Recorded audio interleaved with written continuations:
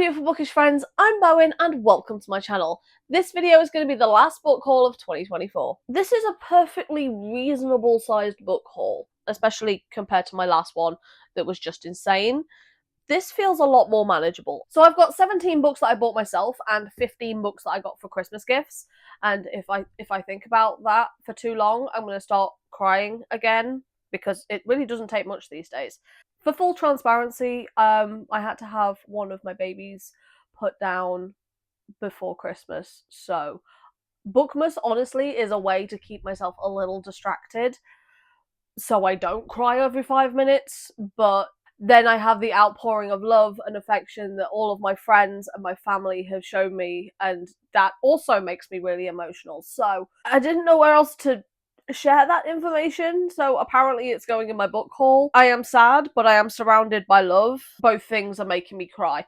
So we are going to jump straight into this book haul so I don't go off again, because my makeup looks too cute to cry today. So I'm going to start with the hardback books that I bought myself. So the first book is going to be Quicksilver by Callie Hart. This book, I think, has been sort of everywhere. Like, loads of people are reading this at the minute. It was £10, so I bought it. That was kind of the whole thing of it. Ooh. Shut up! Shut up! First of all, how have I only just noticed this? It's a reversible dust jacket. How did I not pick up on that? Oh, that's cute. I might actually have to reverse the dust jacket so it doesn't have the emo man on the cover. Like, I love an emo man, but like... And then it has this. Shut the front door. Oh my god. I love it. I love it. I've not read it, but I love it. I was just really entertained by the foiled end papers. And then we get all of this as well. Like... Oh my god. Oh my god. That's like gift on gift. I mean, I bought it for myself, but still. I really just want to know what the hype is about with this one.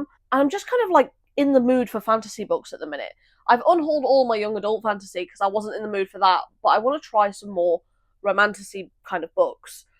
And apparently that's what this is, so I figured I'd give it a shot. I'm fairly certain all the hardback books I've bought are romantasy. So the next one is going to be When the Moon Hatched by Sarah A. Parker. This one's not as fancy, but it does have a map on the end papers. I don't know much about this one, other than the fact that it has dragons on the cover, and the cover is, like, really pretty. Loads of people have been loving this recently, and like I say, in a romantasy kick, so I wanna know. The second book in this one doesn't come out until October, I believe.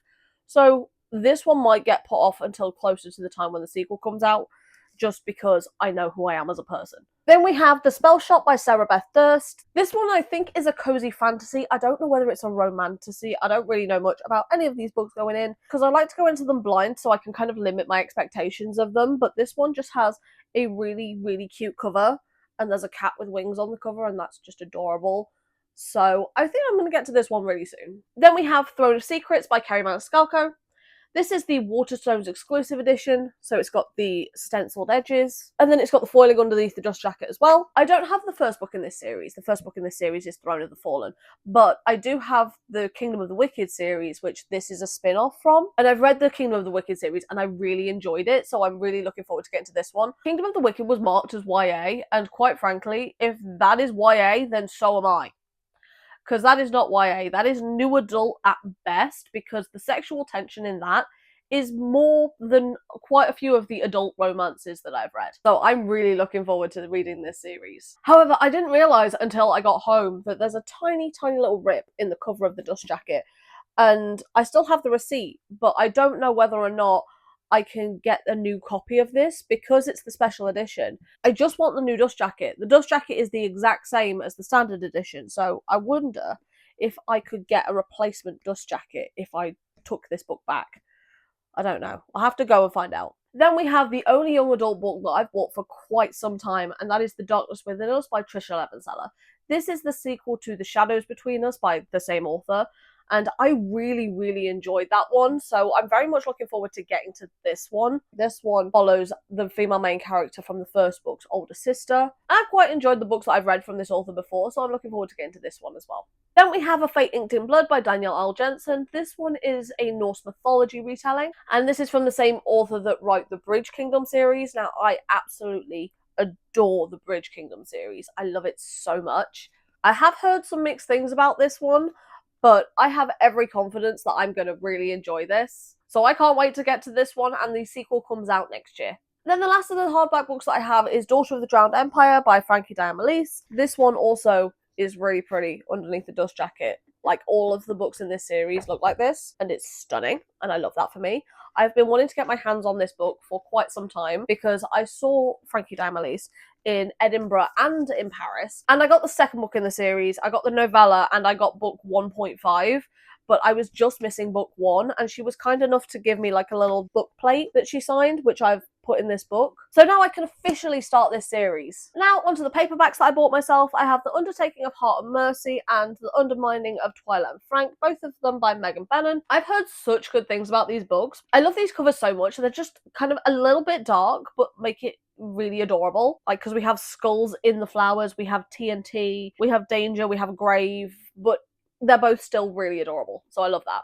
I have heard really good things about both of these books. I think this is a cozy romantasy type of one, because this has dragons on the cover, so one would imagine there were dragons in it, which would make it a fantasy book. But these look like a lot of fun. I can't wait to get to these really soon. I've been wanting to read these for a while now. Then we have Damaged Goods by Talia Hibbert. This one is book 1.5, and it's like a little novella in the Ravenswood series. I've read all of the books in the Ravenswood series except this one. And this book follows Laura, who is the wife of Daniel, who is like the villain in book 1. And it's her second chance romance with her teenage sweetheart. And I love Talia Hibbert's writing, so I'm very much looking forward to getting to this one. It's only short, so hopefully I can get to this one soon. Then we have The Christmas Fix by Lucy Score. I read this one a few years ago now. This is the sequel to Mr. Fixer-Upper, and I really enjoyed this one. It was a lot of fun. I think I read this one first, and then I read Mr. Fixer-Upper, even though this is technically book 2. And I really enjoy Lucy Score books, so this was a no-brainer for me. Then we have Barbarian Alien by Ruby Dixon. This one is the second book in the Ice Planet Barbarian series, and this is Liz's story. I absolutely fucking adore her. She is such a badass, and she has just such gumption, and she takes no shit, and I just fucking love her and her romance with Ranosh. This is probably one of my favourites in this series, and I'm so glad I have a copy. Then we have Marriage and Mastery by Anisha Sharma. This is the third book in If Shakespeare Was an Auntie series, and this one follows Vera and Deepak. This one is an ode to Twelfth Night, and I'm currently reading this. I'm about yay far in at the minute, and I'm really enjoying this one. I honestly think that this is a series that doesn't get enough love. I enjoyed the first book. The second book was one of my favourites, and I'm really enjoying this one too. It's just such a good time. This one is a friends to lovers accidental marriage of convenience, so I'm having such a good time with this. Do I remember a single thing about Twelfth Night by Shakespeare? No, not a clue. So this is all just like really new to me, and I'm having the best time. Then we have A Werewolf's Guide to Seducing a Vampire by Sarah Hawley. This is the third book in the series, and this is Ben's story, who is our werewolf main character, and I really enjoy this series. The first one was my favourite out of book 1 and book 2. I've not got to this one yet, but I'm very much looking forward to it because, well, they're just a lot of fun. Then we have Redeemed by Lauren Asher. This is book 4 in the Dirty Air series. Do I have book 2 and 3? No. Have I even read book 1? No. But now I have book 4, so I will get to book 2 and 3 at some point, and I will pick up some more Lauren Asher at some point. But this series follows Formula 1 drivers and their romances. I don't really know much about this, but I know a lot of people really love this series, so I'm excited to give it a go. Then we have some Elsie Silver books. We have A False Start, A Photo Finish, and Frontrunner. This is book 2, book 3, and book 4 of the Gold Rush Ranch series. I already have book 1, so now I have the full set. I really enjoy Elsie Silver's work. I just need to get to more of them. I really do. Because apparently, even though I've only read 3 of her books, I now have basically her entire backlist. These 2 I bought myself, and this one was a Christmas gift from my friend Becca. Speaking of my friend Becca, who went way above and beyond for my Christmas gifts this year, she got me 6 books in total. So she also got me Lana Harper's In Charm's Way. This is the 4th book in this series, and it's like a witchy kind of romance. Ooh, and it's gay. Love that. Then she also got me The Bodyguard by Catherine Center. This is obviously a bodyguard romance, but she is the bodyguard and he is the one that she is protecting. And I absolutely love the fact that that's flipped, because normally it's the guy that's the bodyguard. And I've never read a Catherine Center book before, but this looks like a lot of fun, so I'm really looking forward to getting to this one. Then she also got me the next 3 books in the Warriors of Luxria series. So we have the Alien's Lover, we have the Alien's Touch, and we have the Alien's Dream. All of these are by Zoe Draven. I have book 1 and 2, I got those while I was in Edinburgh, and these are the next 3 books in the series, which I am so excited to start. They all seem to be quite short, but I really enjoyed Desire in His Blood and Craving in His Blood, also by Zoe Draven, so I'm looking forward to getting to this series soon as well. She went way too fucking hard for me this Christmas, and I feel way too blessed that I don't know how to handle my emotions about it. She got me 6 books. I'm not gonna cry. I'm not gonna cry. Then my friend Courtney got me Lights Out by Nevessa Allen. This has been absolutely everywhere recently. I think it's like a dark romantic comedy. This one's like a stalker romance. While I find that dark romance is very hit or miss for me, dark romantic comedy is kind of like a little bit better suited to what I actually prefer because it doesn't take itself too seriously. I've heard that this is meant to be amazing on audio, so I'm going to pick up the audiobook for this one as well. Then we have all the books that my brother bought me. He is an absolute sweetheart. Pain in my ass, but he is an absolute sweetheart for getting me this many books. But he got me volumes 11 and 12 of Spy Family. I think this series was kind of losing steam for me. Maybe I'll go back and reread some volumes before I get to these ones, because I really do love Anya. She was just so fun, and all of the characters in this just are so great. I love them so much. Apart from Yours Brother, because he's just really creepy. But everyone else, this series is so much fun. Then my brother also got me the books I was missing from the Wait With Me series by Amy Dawes. He got me Next in Line, Take a Number, and Last on the List. I've read the first 3 books in this series, and while I did like book 1 and book 3, I didn't really love this one so much. In fact, it probably should have been on my worst books video. We're not going to talk about it. I'll talk about it more in my December wrap-up, but I'm really looking forward to getting to these 2 because this seems to be the outlier. I have loved every other thing that Amy Dawes has written that I've read so far. This one wasn't it, but I'm still looking forward to getting to these ones. And also, these covers are just so cute. Then finally, my brother also got me the first 3 books in the Cautionary Tales series by Lana Cole.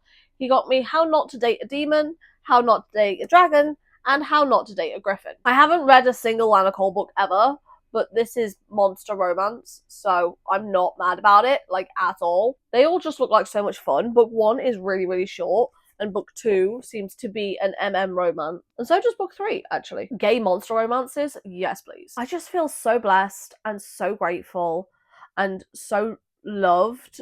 I'm just thankful for anyone that got me anything for Christmas. Honestly, even if they just said Happy Christmas and thought of me even a little bit, that's more than enough for me. So my family and my friends just going above and beyond just makes me so grateful. But if you managed to get this far into the video, then let me know what you got for Christmas and leave the present emoji in the comments down below. But for now, thank you so much for stopping by. It has been lovely having you here, and I hope to see you in another video coming very soon. Bye.